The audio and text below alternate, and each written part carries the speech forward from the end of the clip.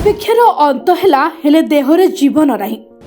ଗାତ ଭିତରୁ ପୁଅ ବାହାରିଲା ମଲା ଶବ ହୋଇ। 42 ଘଣ୍ଟା ପରେ ଗାତ ଭିତରୁ ଉଦ୍ଧାର ହେଲା ମୟଙ୍କର ମୃତଦେହ। ସାମ୍ନାକୁ ଆସିଲା ବୋରୱେଲ ଟ୍ରାଜେଡି। 40 ଫୁଟ ବୋରୱେଲ ଭିତରେ ପଡ଼ିଥିଲା 6 ବର୍ଷର ଶିଶୁ।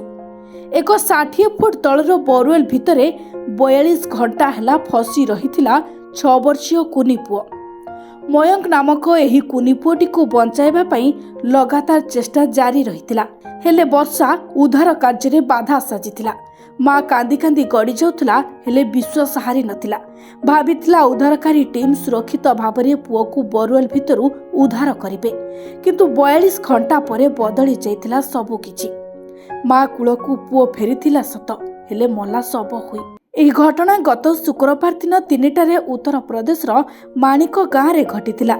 ମୟଙ୍କ ତାଙ୍କ ସାଙ୍ଗମାନଙ୍କ ସହ ଖେଳୁଥିବା ବେଳେ ସେଠାରେ ଥିବା ଏକ ଖୋଲା ବୋରୱେଲ ମଧ୍ୟରେ ପଡ଼ିଯାଇଥିଲା। ତାଙ୍କ ସାଙ୍ଗମାନେ ମୟଙ୍କକୁ ବୋରୱେଲ ମଧ୍ୟରୁ ଉଦ୍ଧାର କରିବାକୁ ଚେଷ୍ଟା କରିଥିଲେ, କିନ୍ତୁ ସେ ଧୀରେ ଧୀରେ ମୟଙ୍କ ତଳକୁ ଯାଇ ପ୍ରାୟ 40 ଫୁଟ ଗଭୀରରେ ଫସି ଯାଇଥିଲେ। ଏହାପରେ ଉଦ୍ଧାରକାରୀ ଟିମ୍ ପହଞ୍ଚି ଯୁଦ୍ଧକାଳୀନ ଭିତ୍ତିରେ ଉଦ୍ଧାର କାର୍ଯ୍ୟ ଆରମ୍ଭ କରିଥିଲେ। ଦୀର୍ଘ ଘଣ୍ଟା ଧରି 60 ଫୁଟ ଗଭୀର ବୋରୱେଲ ଭିତରେ ଫସି ରହିଥିବା ନିରୀହ ମୟଙ୍କ ଶେଷରେ ଜୀବନ ଯୁଦ୍ଧରେ ହାରି ଯାଇଥିଲେ।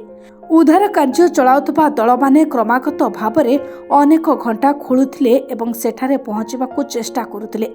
ରବିବାର ଦିନ ଦ୍ୱିପ୍ରହରରେ ଉଦ୍ଧାରକାରୀ ଦଳ 6 ବର୍ଷର ନିରୀହ ବାଳକ ପାଖରେ ପହଞ୍ଚିଥିଲେ, କିନ୍ତୁ ତାଙ୍କ ନିଶ୍ୱାସ ବନ୍ଦ ହୋଇଯାଇଥିଲା। ଉଦ୍ଧାରକାରୀ ଦଳ ମୟଙ୍କକୁ ଖୋଳାଯାଇଥିବା ଟନେଲରୁ ବାହାର କରିବା ମାତ୍ରେ ଘଟଣାସ୍ଥଳରେ ଉପସ୍ଥିତ ହଜାର ହଜାର ଲୋକଙ୍କ ଆଖି ଲୁହରେ ଭିଜି ଯାଇଥିଲା। ବ୍ୟୁରୋ ରିପୋର୍ଟ, ନିରପେକ୍ଷ।